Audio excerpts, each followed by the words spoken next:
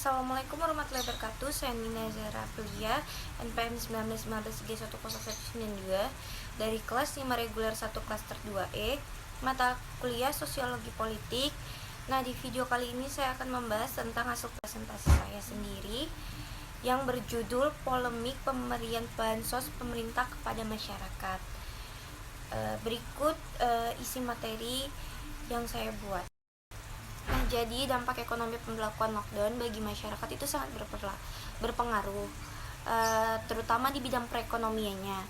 Perekonomian merupakan satu kesatuan arus mengalir atau circular flow yang terdiri dari bantuan sosial, yaitu Surat Edaran Menteri Desa nomor 8 tahun 2020 tentang tanggapan COVID-19 dan penegasan PKTD, yaitu terkait dengan dana senilai 8/19 serta mempersiapkan dana talangan sosial untuk masyarakat, namun terjadi kesimpang siuran dalam dana yang harus dikeluarkan untuk bantu. Jadi polemik pemberian bansos pemerintah kepada masyarakat dengan dikeluarkannya kebijakan pemerintahan pusat untuk meminta daerah sebagai daerah siaga COVID-19. Selain juga memberikan penyuluhan kepada warga masyarakat tentang bahayanya paksa untuk menutup toko mereka, dan apabila tidak menutup toko mereka, maka mereka akan dikenai denda. Jadi dengan adanya COVID ini sangat berpengaruh pada perekonomian masyarakat Indonesia saat ini. Siswa untuk belajar melalui daring atau pembelajaran online. Di sektor transportasi seperti halnya transportasi online atau ojek online, mereka dilarang membawa penumpang. Mereka hanya boleh mengantarkan barang. Di sektor perekonomian, banyak pertokoan juga yang harus dari adanya pandemi COVID-19 ini memberikan pengaruh hampir pada seluruh aspek kehidupan masyarakat Indonesia, seperti halnya sektor pendidikan.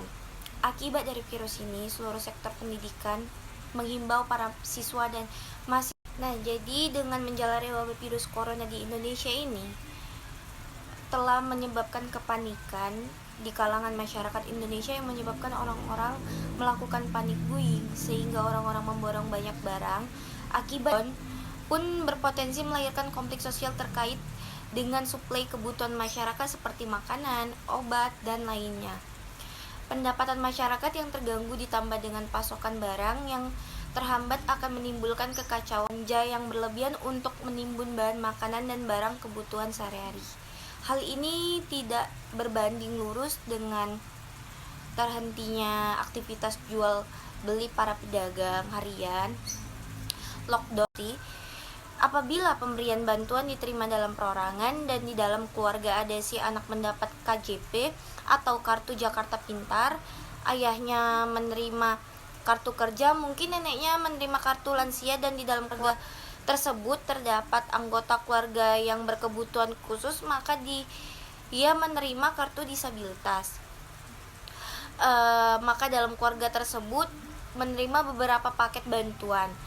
Maka dalam hal tersebut pemerintahan membaginya berdasarkan kakak kepala keluarga yang menerima bantuan. Jadi di sini ada kesimpulan dari polemik ini bahwa dengan banyaknya regulasi dan peraturan yang dikeluarkan oleh pemerintah yang tidak harmonis dan sejalan dengan masyarakat akan menimbulkan problematika baru di tengah masyarakat yang panik akibat wabah COVID-19 ini. Masyarakat diwajibkan dan harus taat kepada kebijakan yang dikeluarkan oleh pemerintah. Tetapi kebijakan atau aturan yang dikeluarkan oleh pemerintah tidak sinkron dengan antara pemerintah pusat dengan pemerintah daerah, sehingga membuat masyarakat menjadi bingung harus bertindak.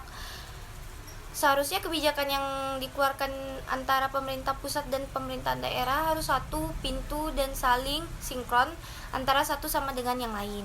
Masyarakat tidak bingung dan tidak banyak menuai protes dengan kebijakan-kebijakan yang telah dibuat dan seharusnya diterapkan oleh pemerintah terhadap masyarakat.